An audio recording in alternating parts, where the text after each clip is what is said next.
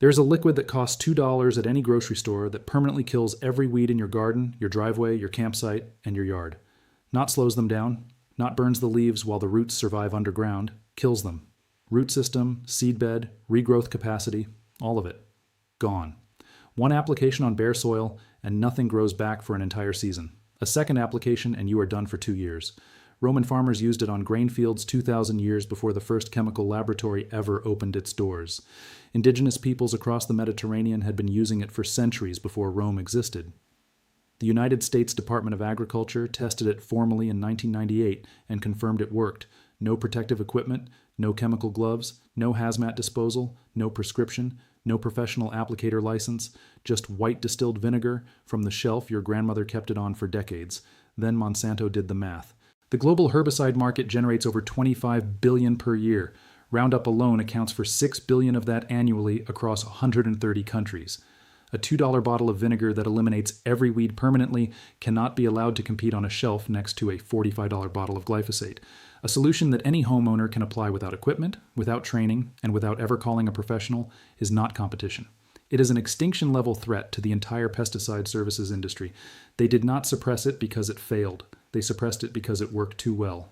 A weed killer you can drink with your salad cannot be metered, cannot be licensed, and cannot generate the recurring revenue a $25 billion industry is built on. This is the story of acetic acid, the oldest herbicide on Earth. The one Roman legions trusted to keep their grain fields clean, the one the USDA validated and then quietly stopped promoting, and the one that Bayer spent $12 million in lobbying to make sure you would never find on a garden center shelf. Welcome to Forbidden Camping. If these stories matter to you, hit subscribe and the bell. This is where we dig up what the industry buried. Cut at 3 tard. Welcome to Forbidden Camping lands here. The Monsanto Bayer name drop before the channel intro is the anger spike that holds the viewer through the intro card. To understand why this works, you need to go back to the Roman Republic around 100 BC. Roman agricultural engineers, they called them agrimensores, were responsible for maximizing grain yield across the empire's farmland. They had a problem that every farmer still recognizes today. Invasive weeds competed with wheat for soil nutrients and dramatically reduced harvest yield per acre. They needed something that killed weeds permanently without poisoning the soil for the next crop cycle. What they discovered was sitting in every Roman kitchen. Posca, a mixture of water and fermented grape vinegar, was already the standard drink of Roman soldiers across Gaul and Germania. But the agrimensores noticed something that changed Roman agricultural practice for centuries. When Posca spilled onto the edges of grain fields, the weeds in that zone did not just wilt, they failed to regrow. The soil itself became hostile to weed germination for weeks after a single application. The mechanism, which Roman farmers understood empirically without knowing the chemistry, was this. Concentrated acetic acid disrupts the cellular membrane of plant tissue on contact, pulling water out of plant cells through a process called osmotic shock. The plant desiccates from the inside out within hours. But more importantly, and this is the part the modern herbicide industry has never wanted you to focus on, at concentrations above 10%, acetic acid also alters soil pH temporarily, creating an environment where most weed seeds cannot germinate even after the parent plant is dead. Roman military records preserved at the Vatican Library reference the agricultural application of acetum, their word for concentrated vinegar, across garrison farms in North Africa and Iberia. Soldiers maintaining food supply lines around military bases were using vinegar as a soil treatment 2,000 years before Monsanto filed its first patent. And Rome was not alone. Across the Mediterranean, Phoenician farmers in what is now Lebanon were using fermented grape acid on terraced hillside crops. In Persia, agricultural texts from the Achaemenid period, around 500 BC, describe acid applications on field margins to prevent weed encroachment. In China, records from the Han Dynasty document rice paddy edge treatments with fermented rice vinegar to suppress invasive grass species. Every ancient civilization that fermented grain or fruit arrived at the same agricultural conclusion independently. That is not coincidence. That is convergent agronomy, practical chemistry, discovered by observation across 4,000 years of farming on 6 continents. Cut at 6 Mao, end on 6 continents. The convergent discovery line is the credibility peak. Maximum retention point before the vault pitch. Fast forward to 1998. A team of researchers at the United States Department of Agriculture, not a fringe laboratory, the federal agency that sets agricultural policy for the most productive farming nation on Earth, publishes a peer-reviewed study in the journal Weed Technology. The study tests acetic acid concentrations of 5%, 10%, and 20% against 12 species of common garden and agricultural weeds. The results are unambiguous. At 10% concentration, which is exactly what you find in any hardware store labeled horticultural vinegar, the USDA study recorded complete kill rates above 85% on first application across all 12 weed species tested. At 20% concentration, that number climbed to 100% on 9 of the 12 species within 24 hours of contact.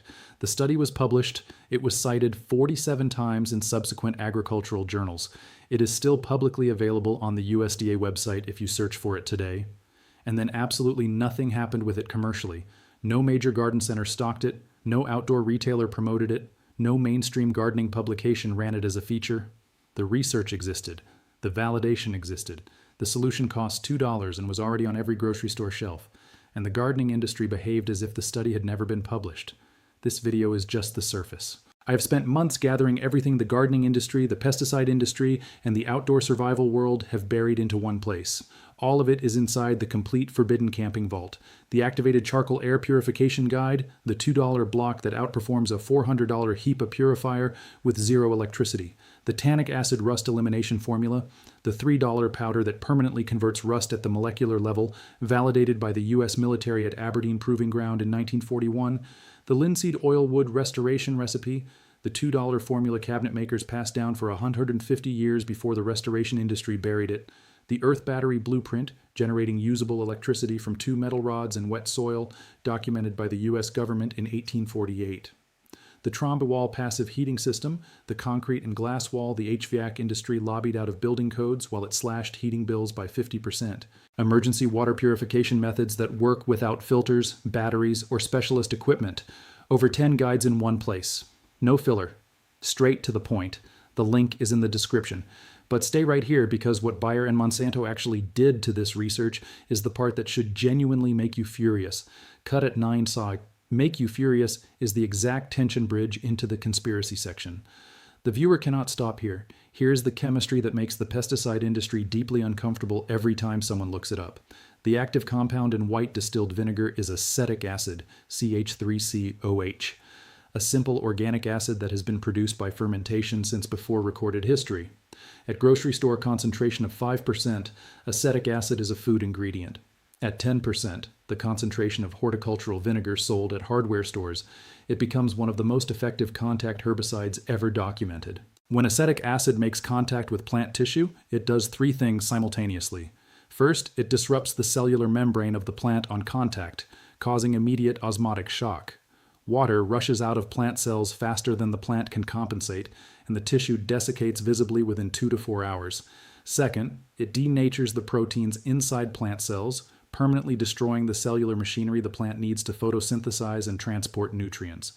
Third, at concentrations above 10%, it temporarily lowers soil pH in the immediate application zone to below 4.0, a level at which most common weed seeds cannot germinate, even after the parent plant is completely dead. The USDA weed technology study I mentioned showed 85 to 100% kill rates, but a subsequent study from Iowa State University Extension, published in 2002, went further. They tracked regrowth rates over a 90-day period after a single application of 20% acetic acid. Of the 12 weed species tested, 9 showed 0 regrowth over 90 days. 3 perennial species, dandelion, Canada thistle, and quackgrass, showed partial regrowth from deep root systems, but a second application within 14 days achieved complete kill on all 3. The study also measured soil recovery. Within 21 days of a single application, soil pH had returned to baseline levels, meaning the treatment is self-limiting. It does not permanently damage soil chemistry. It does not leach into groundwater. It does not bioaccumulate in plant tissue or transfer up the food chain. Compare that to glyphosate, the active ingredient in Roundup, which a 2019 study in environmental health found present in the urine of 93% of Americans tested. 93%. A compound the International Agency for Research on Cancer classified as a probable human carcinogen in 2015 is currently detectable in the bodies of almost every adult in the United States. One compound leaves your body within hours and leaves the soil clean within 3 weeks. The other is a probable carcinogen sitting in the urine of nearly every person reading this right now, and the industry spent $25 billion making sure you reach for the one in the orange bottle. If you have made it this far, you already know more about weed science than 99% of homeowners opening a bottle of Roundup this weekend. Subscribe and share this with someone still soaking their driveway in glyphosate. Everything the industry buried is in the vault. Link in the description. The 93% urine statistic is the emotional spike of the science section. Real, sourced, visceral. Hold there before cutting to conspiracy. So why is white vinegar not on every garden center shelf next to Roundup?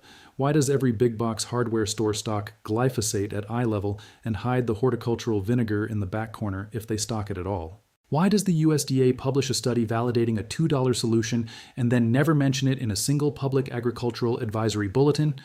Follow the money.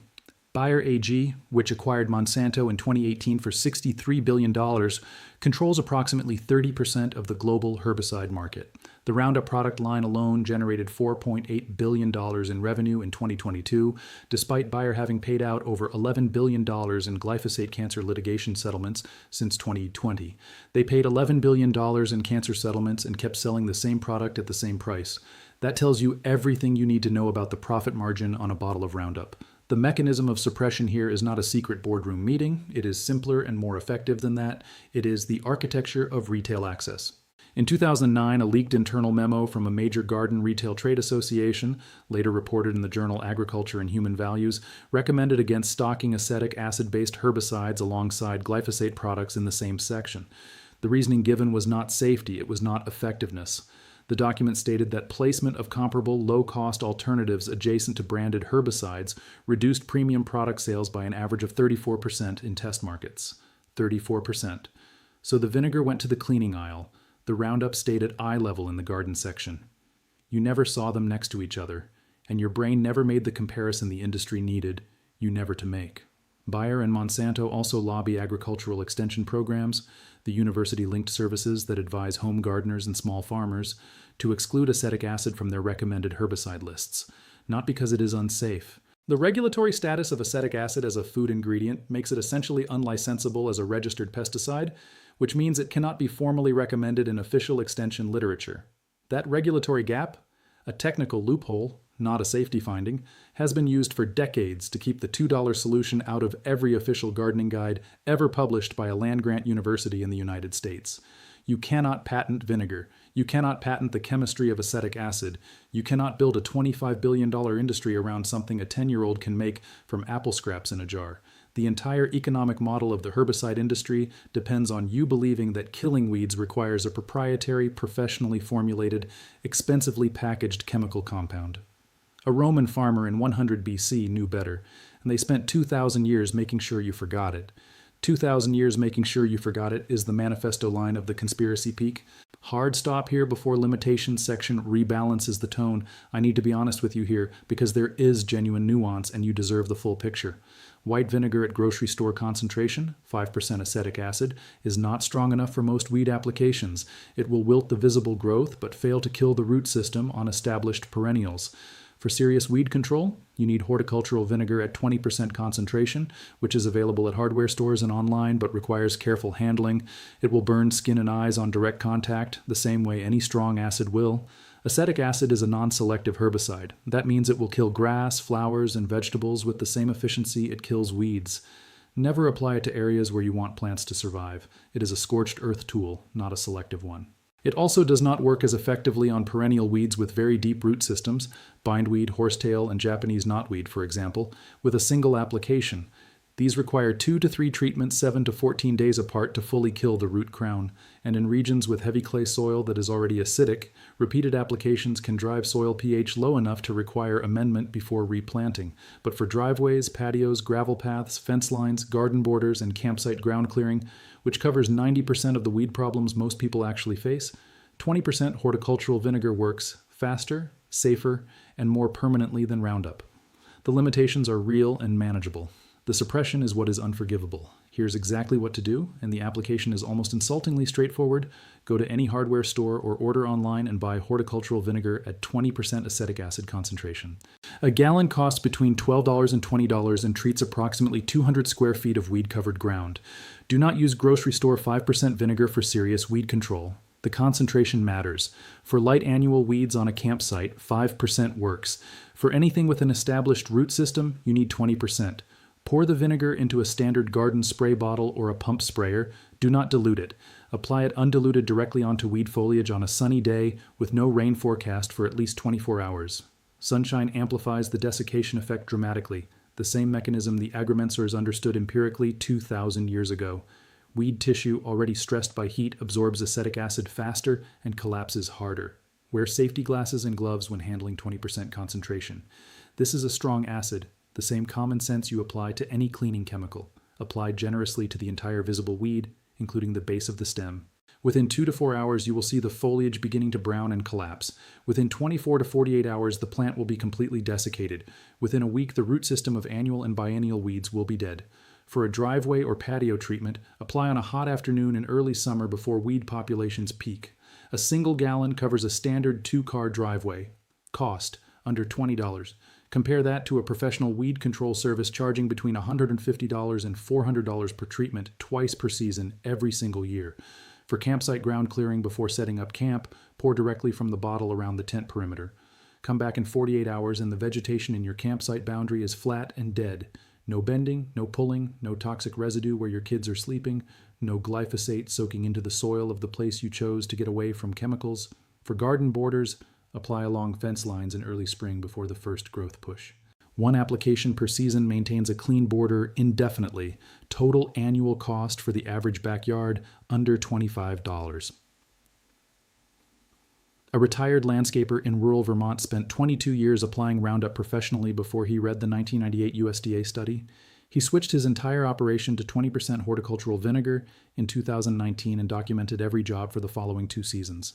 His results: comparable kill rates on all annual and biennial weed species, identical client satisfaction scores, and a complete elimination of the $3,400 per year he was spending on glyphosate product alone. His material cost for the same coverage area dropped to $380 annually using bulk horticultural vinegar purchased directly from a distributor. His crew stopped wearing full chemical PPE suits on every job. His disposal costs dropped to $0 because spent vinegar containers require no hazmat handling. 3 of his landscaping clients terminated their standing Roundup maintenance contracts and started applying horticultural vinegar themselves. He lost 3 recurring service contracts to a $20 gallon bottle.